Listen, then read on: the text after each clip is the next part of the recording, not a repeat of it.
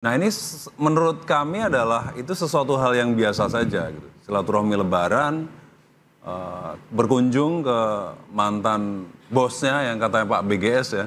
Yang Pak BGS dan Pak Trenggono. Pak Trenggono gitu. Kemudian disebut sekarang masih bos saya. Nah mungkin itu yang dianggap beberapa kalangan mengatakan itu kontroversi gitu. Jadi tidak ada matahari kembar. Matahari itu hanya satu, yaitu Presiden Prabowo Subianto.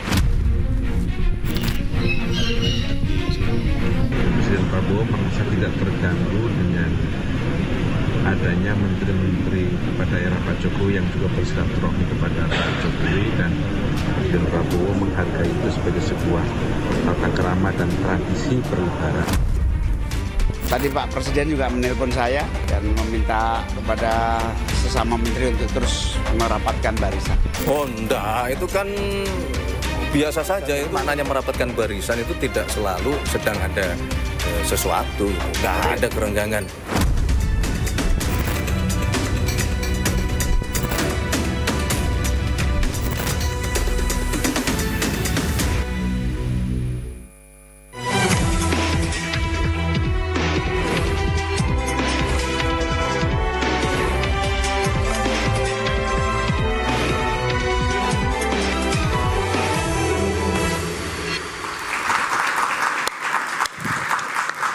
Selamat malam pemirsa, hembusan isu matahari kembar di puncak kekuasaan sudah dibantah habis-habisan. Presiden memberikan arahan pada jajarannya untuk merapatkan barisan. Apa makna dari ungkapan Presiden Prabowo? Apakah ini sebuah kode untuk terjadinya kocok ulang kabinet atau reshuffle? Dan benarkah mantan Presiden Jokowi masih menjadi magnet kekuasaan dari Solo, Jawa Tengah? Saya Aryo Ardi, inilah Interupsi, rapatkan barisan di tengah isu matahari kembar. Dan kita sudah mengundang 4 orang narasumber yang sangat kredibel untuk membahas masalah ini. Masalah yang ternyata masih menjadi perhatian dari publik yang harus kita klarifikasi kepada orang-orang yang berkompeten pada malam hari ini. Di sebelah kanan saya telah hadir Mas Andi Rahmat Wijaya, Wasekjen Partai Gerindra. Selamat malam Mas Andi. malam. Ada juga Bang Rahmat Freddy Alex Damanik, Wakil Ketua Umum Projo. Selamat malam Bang Freddy. Selamat malam Mas Aryo. Di sebelah kiri saya ada pakar hukum tata negara Ferry Amsari. Bang Ferry, selamat malam. Dan Mas Ubedillah Badrun dari Analis Sosial Politik Universitas Negeri Jakarta UNJ. Selamat malam Mas Ubed. Dan juga mahasiswa dan mahasiswi dari Akademi Pimpinan Perusahaan Jagakarsa Jakarta Selatan. Selamat malam. Mas Andi, kita pikir masalah matahari kembar ini sudah selesai, tapi ternyata masyarakat masih pengen tahu. Salah satu yang mereka ingin ketahui adalah apakah sebelum ke-8 menteri berkunjung ke Solo, terutama pasca Pak Presiden pergi ke 5 negara Timur Tengah, apakah sudah memberitahukan Presiden agar mereka akan berkunjung ke rumah Pak Jokowi? Ya. Sebenarnya begini, pertama berkunjung ke Solo ini kan dalam rangka lebaran ya. Betul. Ini kan publik atau media tidak tahu. Seperti misalnya Bu Sri Mulyani juga berkunjung ke berkunjung ke Pak SBY, tapi kan tidak tersorot gitu. Dan publik tidak tahu. Nah ini menurut kami adalah itu sesuatu hal yang biasa saja gitu. Silaturahmi lebaran, berkunjung ke mantan bosnya yang katanya Pak BGS ya. Yang Pak BGS dan Pak Trenggono. Pak Trenggono gitu.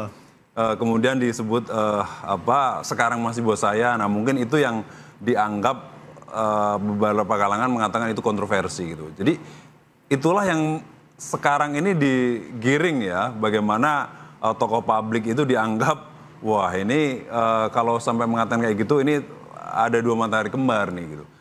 Jadi sebenarnya sesimpel itu Mas. Tapi yang Mas Andi ketahui apakah mereka sebelumnya pernah berbicara dengan Pak Prabowo bahwa mereka akan sowan ke Pak Jokowi untuk silaturahmi lebaran misalnya? Kalau komunikasi atau tidak saya kurang paham. Tapi yang jelas ini kan dalam rangka lebaran ya. Kalau berkunjung ke beberapa tokoh, kepada senior ya, kepada tokoh bangsa itu kan sesuatu hal yang biasa-biasa saja, wajar-wajar saja. Ya, ini kan rame karena ada pernyataan tadi dari Pak Treng tadi yang mengatakan mantan bos saya dan masih bos saya. Itu kan sesuatu hal yang biasa kalau kita bicara ya, kita ngomong-ngomong saya dengan Mas Aryo, saya dengan Uda Ferry, itu biasa gitu. Tapi karena ada pernyataan itu yang dianggap wah ini masih ada matahari kembar. Nah, persoalannya begini, kita kan belum pernah menjumpai situasi seperti ini. Kalau dulu misalnya dari Bu Mega ke Pak SBY situasinya lain.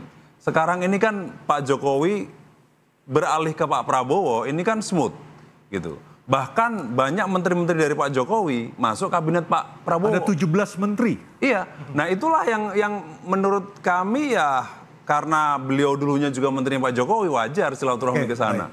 Baik. Nah, jadi lain situasi dulu misalnya Bu Mega ke Pak SBY ke Pak Jokowi dengan Pak Jokowi ke Pak Prabowo. Nah, itulah yang mungkin sekarang ini banyak digiring, wah ini ada matahari kembar dan lain sebagainya. Gitu. Oke, Mas Ubed, kalau dari politisi melihatnya biasa-biasa saja, meskipun saya nggak tahu nih dalamnya seperti apa, mungkin benar biasa-biasa saja. Tapi Mas Ubed sendiri gimana Mas melihatnya? Karena kan masyarakat juga tidak bisa disalahkan, punya persepsi yang berbeda kan? Kalau dari partai pendukung wajar mengatakan Wajar ya? itu biasa ya. Tapi kan begini, mengapa kita menyimpulkan bahwa ada matahari kembar? Argumen yang tidak bisa dibantah itu adalah berdasarkan peristiwa-peristiwa empirik. Rentetan ya? Rentetan peristiwa yang menunjukkan bahwa memang ada tanda-tanda yang sangat kuat ada matahari kembar. Misalnya ketika Prabowo mau menyusun kabinet, Prabowo datang ke Solo. Baru kemudian diumumkan kabinetnya. Dan ternyata kemudian ada 17 menteri orangnya Pak Jokowi. Widodo. Ya.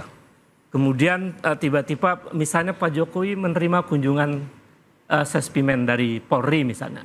Seolah-olah dia adalah tokoh yang sangat luar biasa untuk kemudian punya kedatangan yang sangat khusus dengan kepolisian di level yang cukup tinggi dalam pendidikan kepolisian kan. Kemudian misalnya termasuk tadi silaturahim para menteri Lebaran ke rumah Joko Widodo. Sebenarnya ada beberapa peristiwa lain juga yang menunjukkan betapa Joko Widodo sebagai mantan presiden masih seolah-olah seperti presiden. Dan hal yang paling menguatkan matahari kembar itu adalah karena wapresnya anak Joko Widodo. Jadi itu yang membuat kemudian nggak mungkin dong anaknya yang jadi wapres itu tidak komunikasi dengan presiden. Jadi saya melihat memang masih kok ada kekuatan politik Jokowi yang mungkin dalam tanda petik intervensi dalam beberapa langkah-langkah politiknya Prabowo. Dan menariknya Prabowo pernah mengatakan bahwa memang guru politik saya adalah Jokowi gitu. Itu artinya apa sih Mas Ubed kalau kita membaca apakah benar-benar Pak Prabowo mengatakan Pak Jokowi memang guru politik saya dan kita harus mendukung Pak Jokowi, menghormati segala macam. Apakah itu memang sesuatu yang keluar dari hati nurani atau sekedar lip service saja? Saya kira kan di dalam analisis yang objektif kita melihat dari pernyataan, bukan dari asumsi-asumsi ya. Pernyataannya memang begitu. Itu artinya sama bahwa antara Prabowo dengan Jokowi. Artinya tidak ada masalah ya ketika anak buahnya Pak Prabowo sowan atau silaturahmi ke Pak Jokowi? Sebetulnya dia tidak menjadi masalah ketika dinamika politiknya kemudian tidak menggambarkan situasi itu. Ini kan kemudian situasinya menggambarkan situasi semacam ada ketegangan khusus nih antara presiden. Bahkan dengan wapres saya lihat hari-hari ini seperti tidak ada komunikasi yang hangat begitu. Malah yang diutus ke Vatikan Pak Jokowi ya, bukan wapres ya. Dan itu menunjukkan memang masih ada matahari lain selain... Ini matahari 3 kali ya? Jangan-jangan. Saya kira itu. Mas. Oke baik, saya ke Bang Freddy. Bang Freddy, kalau kita mau berkunjung ke Pak Jokowi, katakanlah menteri-menteri kemarin itu, apakah dari menterinya ingin yang sowan ataukah diundang sebenarnya ke Solo? Saya tidak tahu ya pribadi lepas pribadi beliau-beliau itu, tapi yang saya tanya, misalnya yang saya tahu, misalnya saya tanya Menteri Koperasi sebagai menterinya Pak Prabowo juga.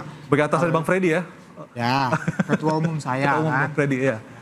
Jadi saya tanya kalau itu memang pribadi, hanya silaturahmi, halal bihalal, maaf lahir batin kepada Pak Jokowi. Pak Budi Ari kalau saya tidak salah H+1 ya? Hari kedua ya. Hari kedua ya, benar ya? Jadi itu pribadi dan setahu saya juga tidak, tanda kutip tidak minta izin, tidak ke Pak Presiden Prabowo. Jadi silaturahmi, hal pribadi ya hanya begitu aja. Apakah ada arahan khusus dari mantan Presiden Jokowi kepada Pak Budi Ari misalnya terkait kooperasi? Itu yang saya katakan tadi. Yang saya tahu beliau sampaikan, Budi Ari sampaikan, tidak ada arahan khusus, hanya obrol-obrol silaturahmi biasa aja, ngobrol-ngobrol begitu aja. Ya mungkin sedikit ada dibahas tentang koperasi, hanya ngobrol-ngobrol begitu aja.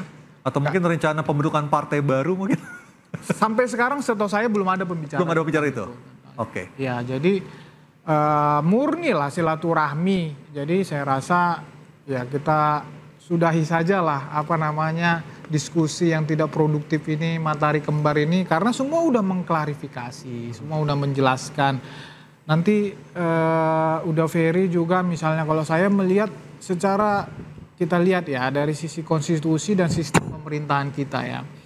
Konstitusi kita, sistem pemerintahan kita itu kan presidensial ya. Itu bahwa presiden atau pemimpin eksekutif itu adalah seorang presiden yang sedang menjabat, seorang presiden. Jadi tidak ada ruang untuk matahari kembar di situ, tidak ada ruang. Jadi Pak Prabowo Subianto adalah yang menerima mandat dari rakyat yang sudah secara konstitusional, secara hukum dilantik. Baik. Ya, secara jadi itu yang pertama. Yang kedua kemudian melihat dari posisi Pak Jokowi juga saat ini tidak ada dalam posisi formal di pemerintahan Pak Prabowo ya. Posisi formal tidak seorang menteri, tidak seorang kepala lembaga, tapi ayahnya wakil presiden Pak Jokowi. Iya, ayah wakil presiden. Tetapi seperti kata Mas Ubed tadi, ya wakil presiden aja memang ini serba salah. Tapi kan bisa berbuat, ya sama-sama tahulah kita saling menjaga ini. Menurut saya itu yang kedua. Kemudian yang ketiga, dari sejarah Republik kita ini juga tidak ada pernah kita tahu bahwa ada matahari kembar. Okay. Ya tidak. Jadi saya menanggapi matahari kembar ini selain tidak berdasar, ya mohon maaf ini ilusi ini. Dan tidak akan pernah terjadi selama konstitusi dan sistem pemerintahan kita seperti ini. Jadi ilusi menurut saya. Saya ke Uda Ferry secara konstitusional memang sudah dikunci, tidak ada matahari kembar. Tapi kalau Anda melihatnya dengan realita, membandingkan dengan teori konstitusi kita, seperti apa Uda? Ya, kalau di konsep sistem presidensial kan presiden itu memegang dua tampuk kekuasaan sekaligus. Sebagai kepala negara dan sekaligus kepala pemerintahan. Sebagai pimpinan simbolik sekaligus pimpinan nominal. Dia mengendalikan semua hal. Sentralnya kekuasaan ada di presiden. Ya. Jadi agak aneh juga kalau sentralnya satu, tapi sungkemnya ke kedua orang. Gitu ya.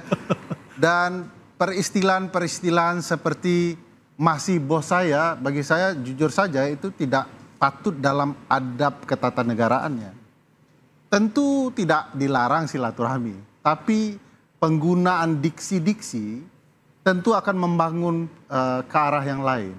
Bagi saya jangankan matahari kembar, jauh lebih itu bisa diinterpretasikan oleh publik yang mestinya dijaga oleh para menteri. Misalnya jangan-jangan Pak Prabowo bukan matahari kedua atau pertama, tetapi hanya satelit saja dari matahari utama begitu ya. Nah ini akan jadi problematika. Saya mau catat ya, dari awal pemerintahan Pak Prabowo, pemberitaan terhadap Pak Joko Widodo sebagai mantan tak berhenti-berhenti. Ya. Setiap hari rumahnya selalu didatangi orang. Ya. Tidak lumrah mantan presiden tiap hari di TV. Ada dua pendekatan. Satu pendekatan sebagai presiden yang mendukung presiden yang berkuasa saat ini. Dia harus lengser, menjauhkan dirinya dari tatapan kamera. Bukankah Pak Presiden Joko Widodo sendiri yang berjanji mau pulang dan istirahat? Tapi sebagai rakyat biasa, ya. Sebagai rakyat biasa. Ya, rakyat biasa tiap hari silaturahmi, bahkan wakil menteri tertentu bilang ini fenomena wisata Jokowi. Bukankah sebagai wakil menteri yang mengatakan ini masih bos saya, kalau kita pakai konteks pasal 17 Undang-Undang Dasar, hanya satu bosnya. Bertanggung jawab kepada presiden dan diberhentikan oleh presiden. Mereka ini adalah pembantu presiden yang berkuasa, bukan pembantu mantan presiden. Jadi bagi saya sudahlah Pak Jokowi, ya, Bapak bukan lagi presiden berkuasa. Harusnya membuka ruang kepada Presiden Prabowo sebesar-besarnya untuk diperhatikan. Ini perhatiannya tidak lumrah. Kalau kita melihat dari terikatnya Presiden Prabowo dengan keberadaan Presiden Joko Widodo, buktinya jadi utusan khusus. Jangan salah dipahami, utusan khusus untuk mantan presiden biasa. Tapi ini seolah-olah membenarkan seluruh tatapan kamera tadi ya, yang berhari-hari cerita soal Joko Widodo ya, soal ijazah, soal silaturahmi, soal wisata, soal bos, semuanya tentang Jokowi. Bagi saya, ketika presiden berkuasa memberikan jalan pemberitaan terus-menerus bagi mantan presiden Joko Widodo, menurut saya ada sesuatu yang janggal. Dalam berbagai polemik politik yang berkaitan dengan ketatanegaraan, jangan-jangan memang matahari ada di orang tertentu. Dan sedang disanderanya secara politik, quote and quote, presiden yang berkuasa dalam ranah politik kekuasaan yang ada. Makanya ngapain coba polisi-polisi dengan jabat cukup mentereng ya, pimpinan menengah Polri yang sedang sekolah itu, datang kepada mantan presiden. Pasal 30 Undang-Undang Dasar bilang bahwa bosnya cuma satu, yaitu presiden. Jadi ngapain datang ke mantan? Nggak bisa naikin pangkat, kecuali mantan masih punya nilai-nilai politik. Baik, kita akan elaborasi hipotesa dari Uda Ferry Amsari. Tetaplah bersama kami di Interupsi.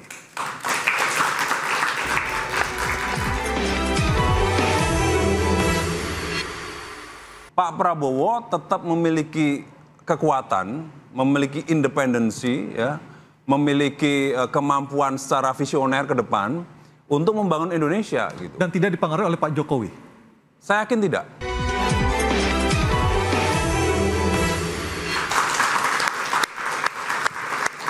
Saya ke Bang Freddy. Bang Freddy, kenapa Pak Jokowi tidak memilih opsi untuk katakanlah misalnya jangan ke rumah saya lagi deh. Kan saya bukan presiden lagi. Jadi kalau mau ketemuan kita lewat saluran online misalnya. Kenapa nggak memilih opsi seperti itu, Bang Freddy? Ya.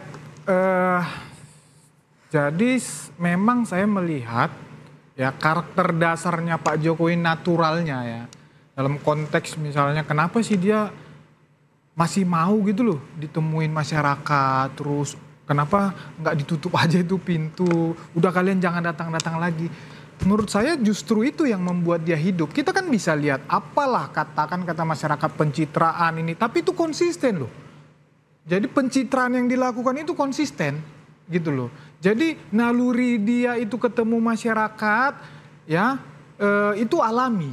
Mau dikatakan itu pencitraan whatever lah terserah lah. Tapi itu alami dan saya melihat itu akan terus melekat kepada Pak Jokowi. Jadi tidak akan bisa hilang itu. Tapi apakah Pak Jokowi pernah memikirkan dampak atau sisi lain dari tindakan tersebut? Katakanlah misalnya Pak Prabowo panggungnya akhirnya terbagi dua. Begini. Pertama itu tidak melanggar hukum. Pasti, tidak ada larangan. Yang kedua bicara tentang bisa saja Pak Jokowi melihat ini seperti saya bilang tadi, bisa saja melihat ini memang ini kecintaan masyarakat terhadap beliau ini, memang ini sesuatu kekuatan. Yang kapan saja beliau mau, tanda kutip, bisa dipakai untuk melakukan sesuatu. Misalnya bikin partai baru gitu. Namanya kekuatan, whatever, bisa untuk partai baru, bisa mengarahkan dukungan, bisa mengarahkan masyarakat terhadap hal-hal positif untuk membangun negara ini. Tapi jadi bukan post power syndrome ya? Saya lihat sih bukan post power syndrome ya. Saya lihat itu memang alami, natural dari Pak Jokowi itu kemanapun beliau.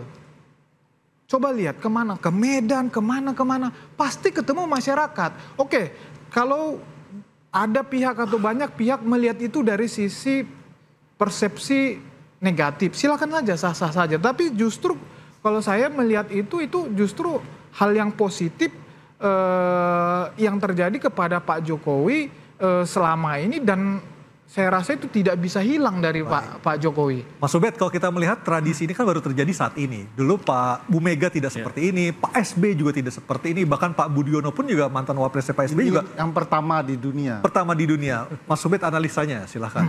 Jadi pertama, saya melihat dari gestur ya. Kan dalam teori politik ada juga political behavior itu melihat diantaranya gestur, dari psikologi politik dan lain. Jadi kalau dari gesturnya Jokowi itu terlihat masih seolah-olah dia masih jadi presiden. Apa yang paling terlihat, Mas? Paling terlihat misalnya ketika dia cara bicara di hadapan media misalnya. Kemudian dia menerima tamu posisinya, terus menerima yang polisi-polisi itu. Bahkan menerima Prabowo juga posisinya seperti menteri menghadap presiden begitu. Jadi gesturnya itu masih gestur presiden.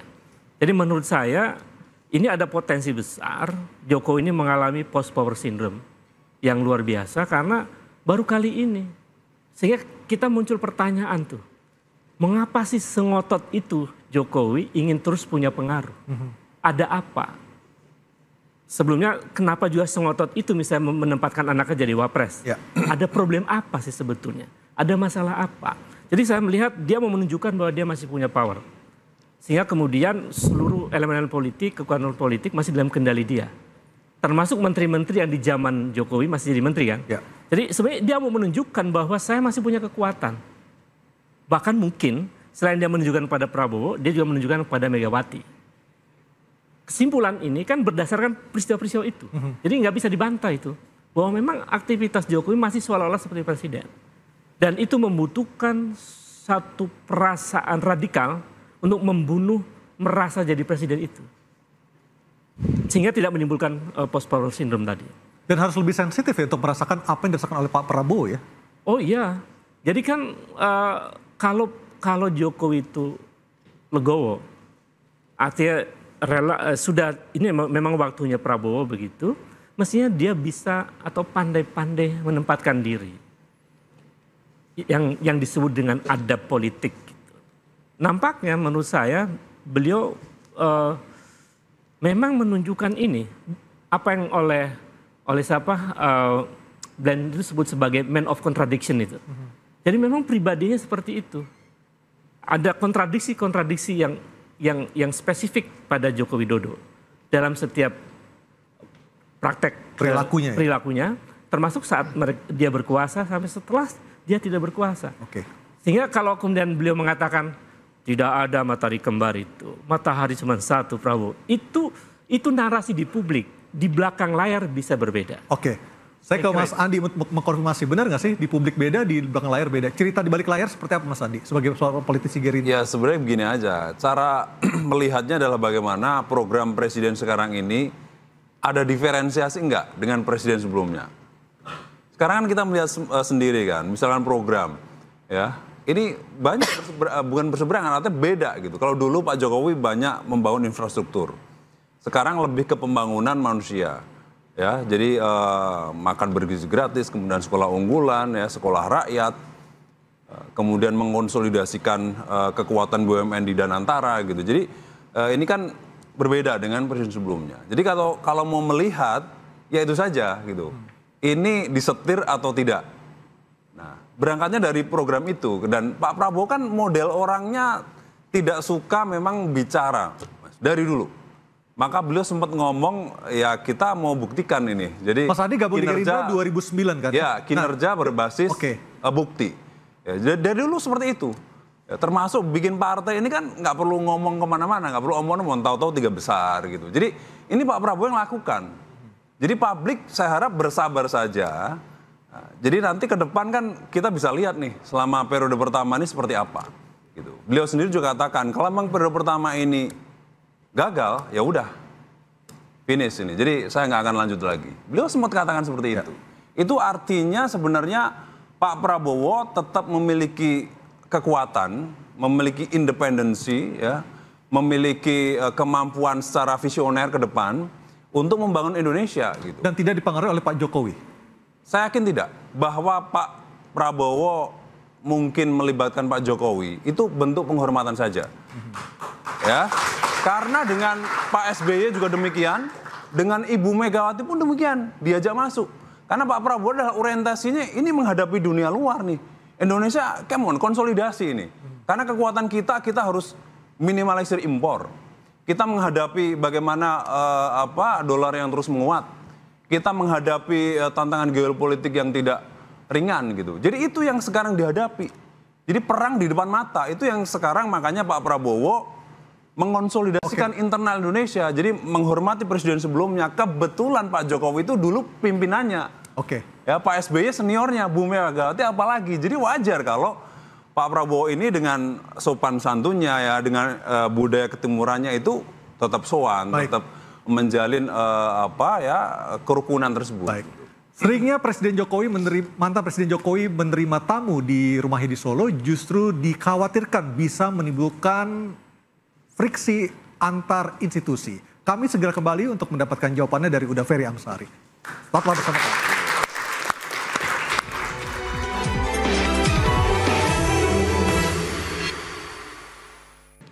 Kasih dong parameternya. Jangan pakai istilah jangan. Itu yang saya bilang tadi. Saya kasih tahu kepada Anda itu yang saya bilang tadi bahwa itu narasi adu domba.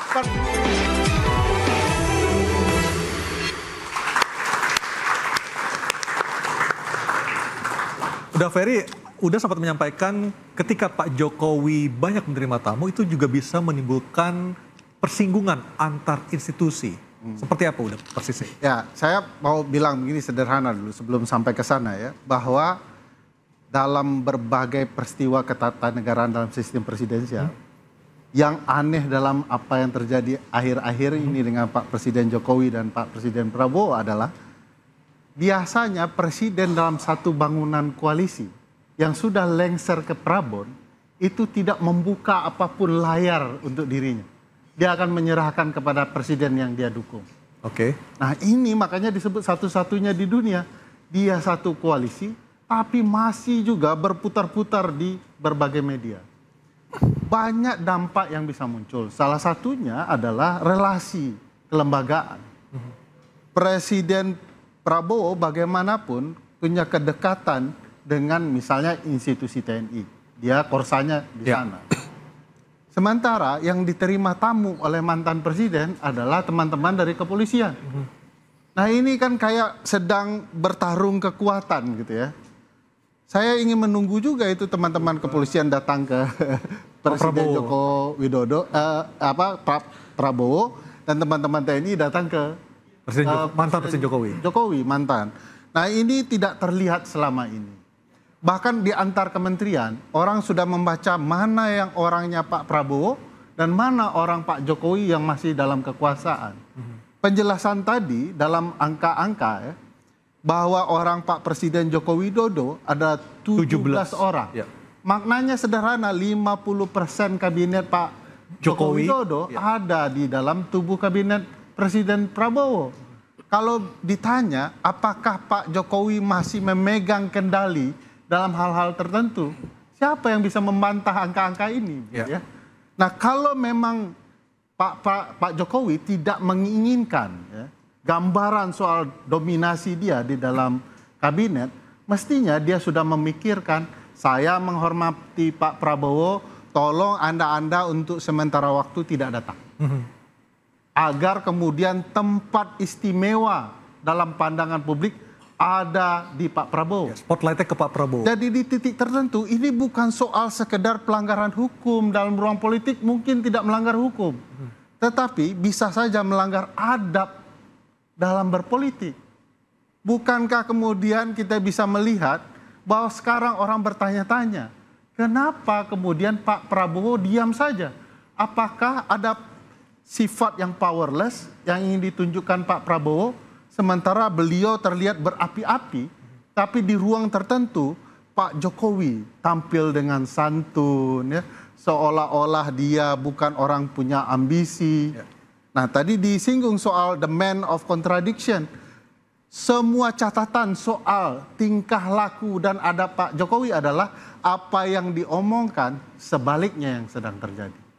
Dan bukan tidak mungkin kalau dia mengatakan tidak ada matahari kembar, jangan-jangan dialah matahari yang sedang dibicarakan.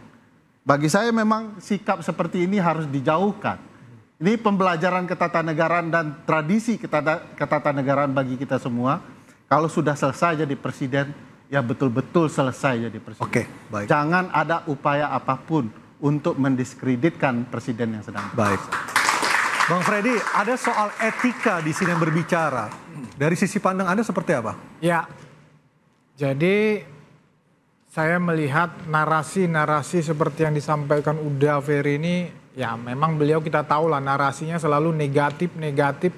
khususnya kepada Pak Jokowi. Jadi sah-sah saja persepsi yang dibangun seperti itu. Tapi bukan berarti kalau berbeda itu kan salah. Oke, Pak Jokowi memang gayanya tidak sama dengan presiden-presiden sebelumnya.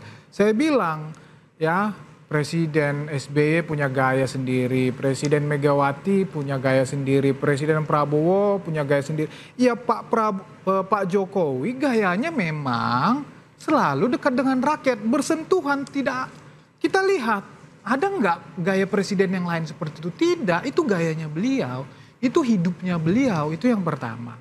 Kemudian saya bilang tadi, ya sehingga kami wajar mengatakan bahwa narasi-narasi yang seperti ini emang narasi yang tidak suka hubungan baik. Tetapi apa Pak makna Prabowo dari keterangan dengan Pak Jokowi dibenturkan? Ini adu domba. Ya, gitu tetapi loh. apa makna pernyataan Pak Jokowi ketika akan selesai masa tugas periode kedua mengatakan akan kembali ke Solo sebagai rakyat biasa kalau kita melihat kondisi saat ini? Itu yang saya sampaikan di depan tadi. Secara fakta memang Pak Jokowi itu tidak ada posisi formal di dalam pemerintahan ini. Tidak ada. Saya mau bantah ini boleh? Begini loh. Silakan Bang Ferry. Karena ini bicara ketatanegaraan dan menganggap kita membentur-benturkan. Bukan.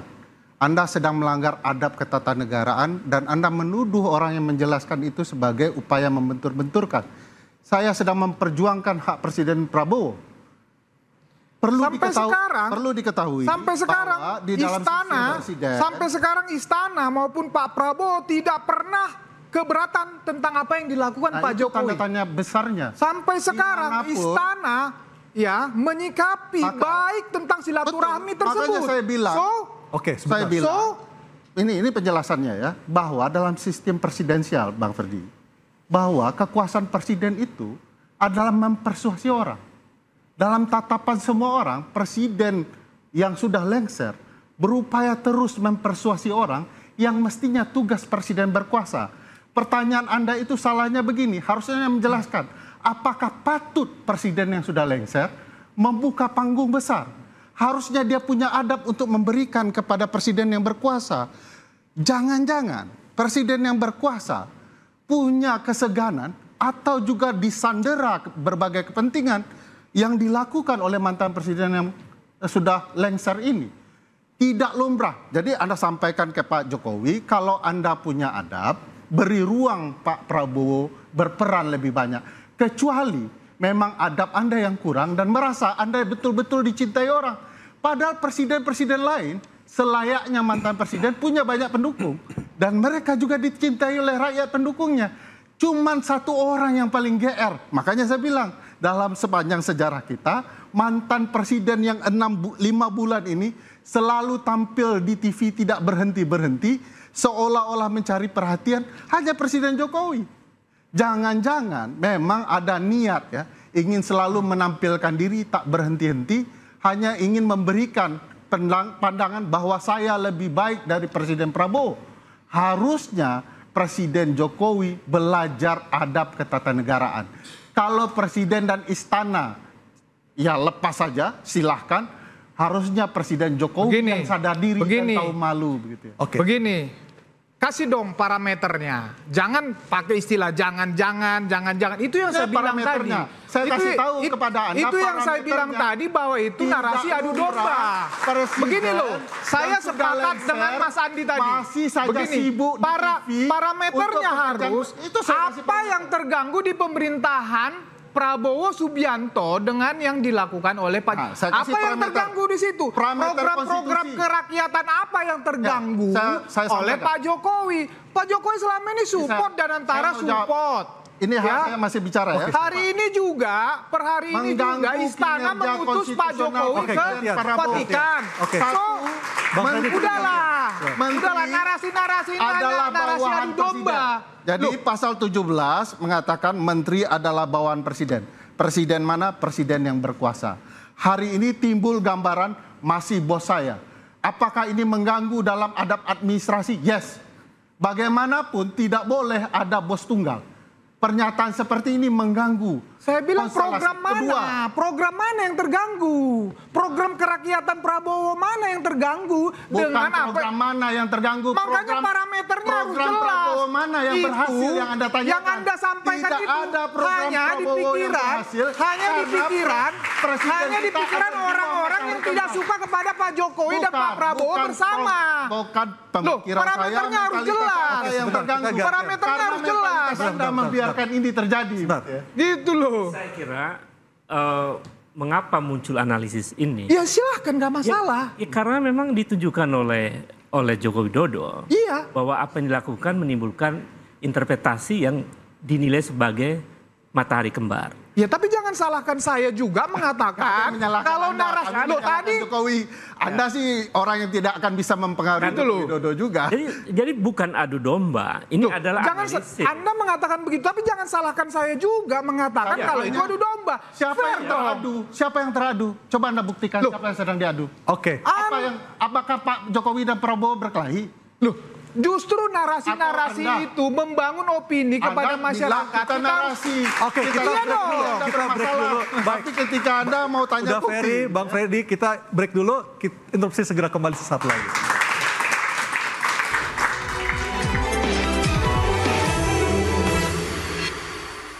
Prabowo sebenarnya tidak merdeka untuk menentukan langkah-langkah. Misalnya Prabowo pernah mengatakan untuk menunda anggaran IKN begitu ya.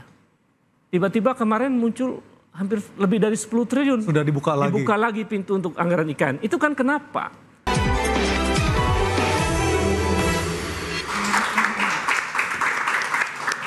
Mas Obed, tadi udah Ferry mengatakan ada masalah adab dan juga etika dalam bernegara. Ya. Apa yang mau disampaikan, Mas Obed? Jadi jika tidak ingin dinilai negatif oleh orang atau oleh publik, jangan lakukan tindakan-tindakan yang menunjukkan munculnya interpretasi negatif dari publik. Itu pesan etik tuh. Kalau ditanyakan apa parameter dan sumber dari adab adalah etika dan moral. Etika dan moral itu adalah hal-hal yang tentang baik dan buruk. Tentang hal yang sifatnya normatif yang luhur. Dari situ kemudian kita bertanya, apakah baik seorang mantan presiden masih menerima pimpinan Polri misalnya? Apakah baik seorang mantan presiden masih menerima para menteri yang sedang berkuasa lalu menyebut dirinya sebagai bos? Apakah baik misalnya banyak pesan-pesan yang menunjukkan bahwa dia masih intervensi? Bahkan sering upaya-upaya itu dilakukan di beberapa tempat. Dan apakah baik misalnya dia masih seolah jadi presiden berkunjung ke pasar itu, atau kemudian ketemu dengan orang-orang. Sebetulnya tidak banyak sih orang mencintai, saya lihat. Banyak penuh dengan rekayasa itu ya. Jadi banyak pencitraan-pencitraan yang dilakukan yang tidak natural. Artinya semua ini by design? Iya. Karena itu menurut saya ini perlu diingatkan. Jadi saya kira kita mesti terbuka kepada publik bahwa mantan presiden itu memerlukan sikap etik untuk menjadi contoh bagaimana mantan presiden selayaknya berperilaku. Ya mungkin kita sepakat bahwa mantan presiden itu harus memposisikan diri sebagai negarawan. Negarawan itu sumber etik dari perilaku presiden sesudahnya. Sehingga dia bisa menjadi panduan. Tapi kalau kemudian perilakunya sudah mengabaikan hal-hal etik, yang sifatnya adab, menurut saya ini bencana juga sebetulnya bagi generasi sesudahnya untuk melangkah tuh jadi seperti Prabowo sebenarnya tidak merdeka untuk menentukan langkah-langkah. Misalnya Prabowo pernah mengatakan untuk menunda anggaran IKN begitu ya. Tiba-tiba kemarin muncul hampir lebih dari 10 triliun. Sudah dibuka lagi. Dibuka lagi pintu untuk anggaran IKN. Itu kan kenapa? Jadi ketika Prabowo bersilaturahmi dengan Megawati, Jokowi seperti melakukan konsolidasi. Jadi ini ada apa? Jadi perilaku-perilaku itu yang menimbulkan interpretasi. Kalau tidak mau diinterpretasi negatif, ya jangan lakukan itu. Kan sesederhana itu. Saya punya poin tambahan, angka-angka ya. Dari 5 bulan berkuasa, pertemuan Presiden Joko Widodo dan Pak Prabowo itu kebanyakan. Lebih dari 5 kali pertemuan, bayangkan. Kalau kita lihat catatan dengan mantan presiden yang lain, berapa kali pertemuan? Mungkin cuma lebaran doang ketemu. Ya, dan di titik ini kita bisa melihat bahwa ada upaya membangun intervensi yang tidak bagus. Padahal tugas mantan presiden yang mendukung presiden adalah memastikan dia punya ruang besar ya. Jangan tiap hari mau bertemu presiden. Masa ada mantan presiden mau bertemu tiap bulan sekali? Ini yang dilakukan oleh Presiden Joko Widodo yang menurut saya tidak sehat. Maka kelakuannya diadab. Kalau mau tarik ke konstitusi, sudah dilanggar pasal 17, dilanggar pasal 30, di mana bos dari institusi-institusi ini hanya satu, yaitu Pak Prabowo. Tidak lain, tidak bukan. Oke, Bang Freddy. Ada yang dilanggar secara konstitusi juga? Gak ada yang dilanggar. Kita ini suka melebih-lebihkan seperti yang saya bilang tadi. Tapi kan kita bisa lihat, ini saya bilang narasi-narasi seperti ini akan terus dibangun oleh orang-orang yang itu-itu saja. Yang itu-itu meskipun saja secara apa? fakta Anda tidak bisa memungkiri juga kan Bang Freddy? Yang itu-itu saja apa? Ya, yang tidak suka kepada Pak Jokowi, yang tidak suka hubungan baik Pak Jokowi dengan Pak Prabowo. Udahlah, kita fokus saja kepada pemerintahan Pak Prabowo ini. Kita lihat apa programnya. Seperti tadi udah disampaikan Mas Andi, ini kan tantangan ini ke depan ya luar biasa. Ayo dong kita support pemerintahan ini. Ya. Tapi apakah Projo bisa menerima ini sebagai masukan konstruktif, Bang Freddy? Saya tadi udah menjelaskan, itu karakter dasar Pak Jokowi. Tadi Mas Ubed mengatakan, apa baiknya? Loh, saya bilang tadi simpel, emang tidak baik memberi kebahagiaan kepada masyarakat itu. Oke, itu just selfie, tapi itu berbahagia dia. Gitu loh. Oke, Mas Andi. Itu alami loh. Loh, itu murni. Tanya itu masyarakat itu bahagia nggak lu datang kepada Pak Jokowi? Bahagia nggak lu foto sama Pak Jokowi? Jokowi kemudian jadi petugas pembagi zakat saja supaya nggak ada masalah, silahkan lah. Makanya saya bilang narasi-narasi seperti itu akan dibangun, mau isu apapun akan selalu dipakai. Mau isu ijazah palsu lah, mau isu apapun akan selalu seperti itu. Nah, yang mau saya sampaikan adalah sudahlah Pak Jokowi dan Pak Prabowo itu ya ini memang khasnya beda. Bukan berarti kalau beda itu salah. Tadi udah di awal disampaikan. Pak Prabowo udah berulang-ulang statement. Ini emang kelanjutan. Baik, saya ke jadi apa yang salah? Mas Andi. Ketemu setiap bulan, ketemu setiap minggu, setiap hari. Loh, apa yang salah di situ? Mas Andi, Pak Prabowo terganggu nggak sih dengan perilaku Pak Jokowi selama ini? Ini kan karakternya memang berbeda ya Mas. Jadi mantan-mantan presiden ini kan Bu Mega ini setelah selesai lebih banyak ke kebun anggrek gitu. Pak SBY ya melukis, bikin lagu, main gitar. Pak Jokowi ini sukanya mungkin ya bertemu masyarakat. Bertemu Pak Prabowo juga suka. Nah, ini karakter mantan presiden kita. Jadi kesibukan-kesibukan setelah pensiun ini kan memang lain-lain gitu. Jadi Pak Jokowi kan suka itu tadi ya bertemu masyarakat ya. Memang itu tadi Bang Freddy udah sampaikan. Kalau Pak Prabowo terganggu atau enggak ya, sebenarnya soal terganggu atau enggak ini kan terkait dengan program pemerintah yang beliau pimpin ya. Selama ini saya tidak melihat Pak Prabowo terganggu, itu saja. Jadi meskipun beberapa hal sedikit ada mungkin ya usulan-usulan ya, misalnya kayak IKN. Ini kan belum jadi juga, tadi mobilnya ditunda. Jadi prioritas beliau adalah karena anggaran ini diprioritaskan untuk pembangunan manusia, nah, beliau lebih tekankan untuk itu, misalnya itu. Nah sisi yang lain adalah Pak Prabowo ini enggak suka bicara di media Mas. Jadi artinya begini, beliau sendiri sampaikan kinerja berbasis bukti, jadi evidence based performance ya, beliau sudah sampaikan di istana. Jadi misalnya nih kayak MBG, peluncuran pertama kali perdana, beliau nggak turun di sekolah, malah Pak Gibran yang Pak Wapres yang ke sekolah. Bukankah itu bisa diartikan memberikan panggung ya kepada yang nanti mungkin jadi kompetitor misalnya ya? Kejaksaan sekarang udah mulai kinerjanya mulai bagus, mulai sikat-sikat kejahatan, ya kolega di penegakan hukum, hakim pun disikat sama kejaksaan. Beliau nggak perlu tampil gitu, meskipun di awal-awal sudah dikumpulkan. Tidak hanya jaksa agung saja, jaksa muda pun tuh. Jadi mereka pimpin sendiri, ya tapi kan nggak perlu. Makanya itu dia. Jadi Pak Prabowo ini, maka Pak Prabowo itu yang sampaikan. Keberhasilan itu ada sumbangsi Pak Jokowi dalam hal apa dia pernah bicara soal upaya pemberantasan korupsi yang sudah keras itu?